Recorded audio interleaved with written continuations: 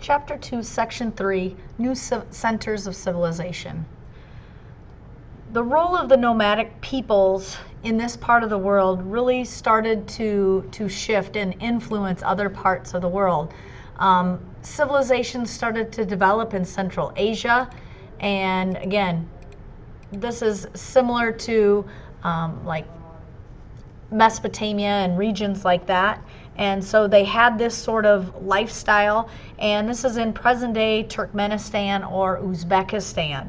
And so from there, the nomadic people lived on the edges or fringes of these civilizations, and they never really integrated until about this point in time. So the pastoral nomads were basically nomads that had herds of animals. So they didn't stay in one place because they were moving to find food for the animals themselves. So occasionally these nomads would come into the settled communities and would create empires, like the Indo-Europeans, for example. So there was very little interaction. They might have traded, and especially those nomads would assist with long distance trading, and they only attacked those civilizations when there was a lack of food and they were desperate. So the most important nomadic group was the Indo-Europeans, and they are called Indo-Europeans because they use this particular language that's derived from a single language or a single parent tongue. Those tended to be Greek, Latin, Persian, Sanskrit, or other Germanic languages. The Indo-Europeans were from the steppe region that was to the north of the Black Sea or in Southwest Asia. And around 20,000 BC, they started migrating into Europe, India, and Western Asia. So once they combined with the civilization that exists, they formed a group known as the Hittites. The Hittites had established their capital at Hattusha, which is in Asia Minor in ancient times, and today we call that present-day Turkey. If you look at the map on page 55, it gives you a small little inset of that map, and you'll be able to see where that is located.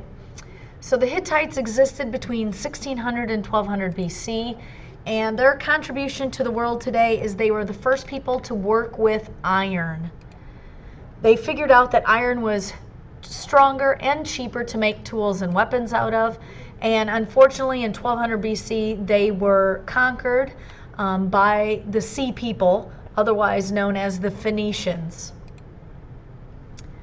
The Phoenicians were known as the Sea Peoples because they were people that lived on the Mediterranean Sea, and their lifestyle, their jobs, everything kind of revolved around the sea. They lived in Phoenicia, which is present-day Lebanon, which is on the western side of Mesopotamia. They expanded trade because they were sailors, and they could go different locations, and they brought goods from one place to another.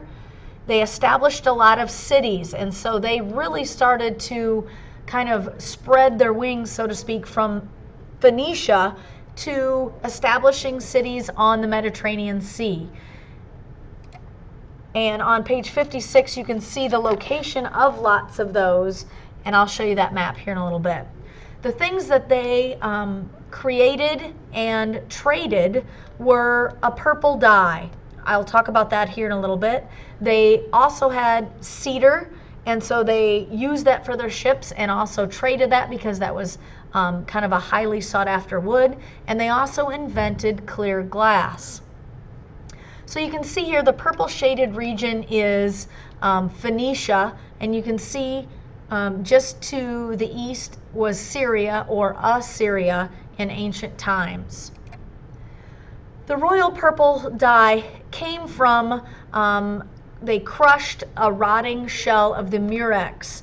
It was like a sea snail, and it got this deep, dark, purplish blue color, and it was expensive to create this dye, and so you wouldn't just have every person wearing color that was, or clothing that was dyed from this color. It was very high and expensive, and so therefore it really became the color that represented royalty. Cedar, again, they had large, tall cedar trees, and they floated the timber by the Phoenician traders to where they needed to take it to. And of course, the oils and the scent was very good because it also made it better with moisture and humidity. So for ships, it was a great wood.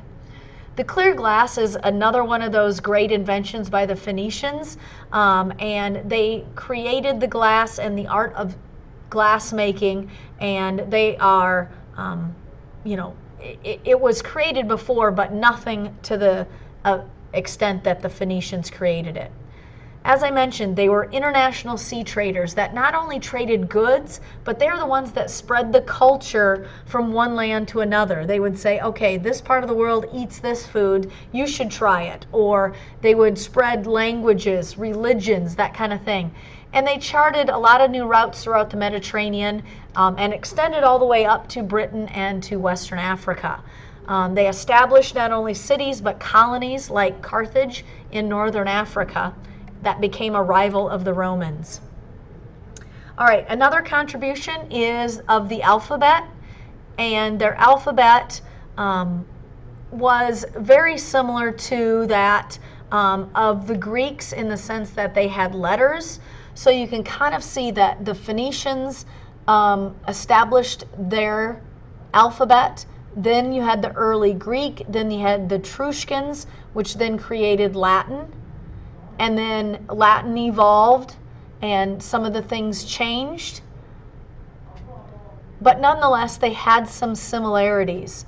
You can kind of see where things got changed and shifted to what we would consider to be our present day alphabet, as you can see it filling in the letters. All right, so as it has evolved there, you can kind of see where some of the similarities, obviously it's based on Phoenician, based on Greek, based on Latin, and that's where we get our English language from. All right, some Phoenicians spoke a Semitic language, but they simplified it for writing, which is what became their alphabet. There were 22 signs, and those were really based on sounds of speech. And as I already showed you, it was passed on to the Greeks, to the Latins, and then eventually to our English alphabet. All right, go ahead and turn to your map. We've already labeled the Tigris River, the Euphrates River, the Mediterranean Sea, the Persian Gulf, Mesopotamia, Babylon. We labeled Egypt, the Nile River, and the Red Sea.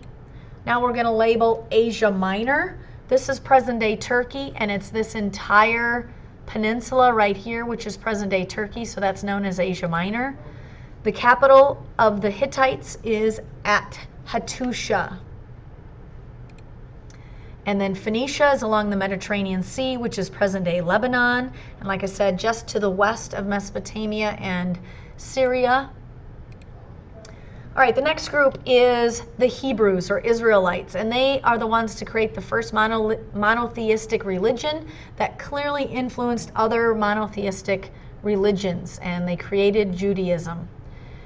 What you need to understand is Hebrew history is written down as their Hebrew Bible, which is called the Torah, and the Torah is the Old Testament in the Christian Bible. So not only is Judaism a religion that is practiced worldwide today, but also it was the beginnings of the Christian religion and our Old Testament. All right, so they lived in Mesopotamia at first, and then they settled in at Canaan, which is present-day Palestine and Israel. And they were herders, not really farmers, and they had flocks of sheep. Later on, they moved to Egypt because of a drought in Canaan. There they were enslaved, and they weren't allowed to leave Egypt until Moses finally got them free and led them back to Palestine. When they returned, anywhere in between 1200 and 1000 BC, Another group of people, the Philistines, had already established their home in Palestine, and it's since this point in time where there's been conflicts over whose land it technically is, and so that still exists today. And they talk about that on Connections Past to the Present, found on page 57, where it's talking about the conflict in Palestine. All right, King Solomon established a united Hebrew kingdom, and he also controlled Palestine, and he established Jerusalem as the capital of Israel. He was a very good leader that expanded the government and encouraged trade. He also built a temple, which was a symbol of Judaism and really iconic for the kingdom of Israel. And King Solomon ruled when Israel was at its most powerful point. And King Solomon was also well known for being a very wise leader. For example, there was a child that two women were claiming were theirs. And so they were fighting over this child. And in order to settle this, he said, all right, here's what we're going to do. We can't make a decision. We're going to cut this baby in half. You get half, and you get half. And that's the end of it. And of course, one mother was fine with it. The other one said, no, I don't want you to do that. I'll let the other woman have this child. And it was at that point that King Solomon knew that it was that lady whose child it was, because no mother would actually allow this to be happening to their child. So he was smart enough to figure out how to manipulate people and, again, established a large kingdom. Unfortunately, the kingdom was divided after King Solomon's death. There wasn't a strong enough leadership, and it was divided into two parts. The kingdom of Israel was in the north, and this was 10 tribes, and the capital was Samaria. And the kingdom of Judah, which is in the south, which were 2 tribes of people, and the capital was still Jerusalem. You can see the map here, which is again on page 56, which shows you where Jerusalem was located in Palestine. And Palestine is going to be that green area there, the kingdom of Judah, and the orange area was the kingdom of Israel. Now, Assyrians actually conquered Israel and dispersed all the people to different parts of their empire, and you can see how large the Assyrian empire was. So the Hebrew people were spread out all throughout this region, and those 10 tribes really kind of blended in with these other Assyrian empire people. The Chaldeans defeated the Assyrians, and the Chaldean empire really was, in essence, the Assyrian empire. Just last map it was shaded red, this time it's shaded green. And they also conquered the kingdom of Judah at this point. They destroyed Jerusalem, the temple, everything in 586 BC, and the upper class people were actually sent back to the capital of Babylon, and they were enslaved in Babylon. The Persians then conquered the Chaldeans and allowed the Jews to return back to Jerusalem. And you can see the Persians controlled a much larger empire and allowed them to go back home. And they were underneath the Persians' rule until Alexander the Great conquered them in the 4th century. And it was at this point that these people that were practicing Judaism became known as Jews. All right, so on our map, we already have these places labeled. We're going to label Canaan, which is where the Hebrews lived, and their capital city of Jerusalem. All right, ideas here, the spiritual dimensions of Israel. Yahweh is their God, monotheistic God. It's considered to be their creator. People were considered to be Yahweh's servants. Yahweh created nature but was not in it. So in other words, don't worship the sun, don't worship the ground, worship Yahweh. Admire his works but don't worship them. He was a just and good God. People should be good or you will be punished. And there also was an idea of mercy and love in this new religion. And you could have a personal connection with Yahweh. So there was really different compared to the polytheism that existed before that. So monotheism or monotheistic is a belief in one God. And during the Exodus, when they left Egypt led by Moses, God made a covenant or a contract with them, and that was part of the 10 Commandments, which you can find on page 60. And that is obviously a contribution today, not only to the Christian religion and Jewish religion, but also for our laws. Thou shalt not kill, thou shalt not steal. All right, so those 10 commandments are clearly part of not only the Jewish faith, but also part of the Christian faith, and again is connected to laws. Prophets of Judaism were considered to be religious teachers, and they were sent out to act as the voice of God, to communicate His word, not to come up with their own information, just to spread the word. The age of the prophecy or prophets occurred between the 11th and 15th centuries, and mostly they were concerned with the social injustices in the world, and Judaism was clearly different than other religions simply because it did care about the slaves and the poor class, not just the upper class that were, pleased by the gods and so forth. You also had that personal relationship with God, which you didn't have with polytheism. Again, one God, words given down through the prophets, and it was written down, and anybody that could read the Torah could be a practicing Jew. Jews also said, no way are we going to accept another God, even when they were controlled or conquered by other groups of people. And this caused them issues throughout history because of their lack of willingness to maybe worship an emperor or to worship another pharaoh, for example. All right, there was a section in your reading that was talking about what young people are like in ancient Israel. And so this kind of gives you a clue as to what people were like as far as your age in Israel. The goal of marriage was to produce kids, especially sons, so that was what they were really wanting. That doesn't mean that they, didn't want the girls, but of course, sons were to pass on the name and the jobs and skills and things like that. So if a father would die, the oldest son was the next in charge. He also got rewarded for that by having double inheritance. Children were not named before they were born, but afterwards, because they would look at them, see how they would act, and then name them based on their personality. The early education was the mom's job, and that was just teaching them right from wrong. Later on, taught by their father, was of course religion, general things that they needed just for the trade or the skill that they were going to learn, or life. And a lot of times they were educated on the Torah as well, that were taught by tutors or teachers, especially for the boys. Girls also were taught how to be a good wife, mother, and housekeeper, and that, of course, was taught by the mother. All right, on our last page, we have the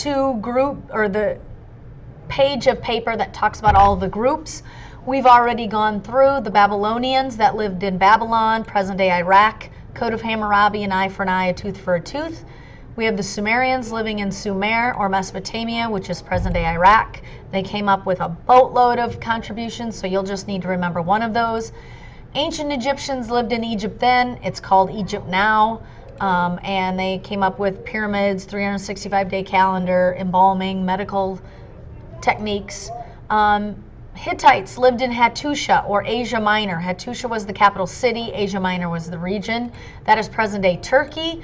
They came up with one thing, and that is iron or iron working. This is where the Iron Age began. The Israelite or Hebrews lived in Canaan. That is Israel and Palestine today.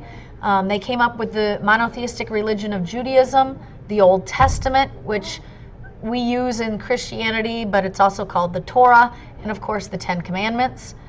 Phoenicians lived in Phoenicia, that is present-day Lebanon, and they came up with royal dye, the alphabet, and clear glass. Now, we've just finished 3 sections. Your test is coming up in just a few days, so make sure that you are reviewing all of it, but your assignment for tonight is to review section 3. Once again, I want you to use your notes and answer those questions on Canvas, 9 points, and read section 4 for tomorrow. It's really short, only 3 pages long.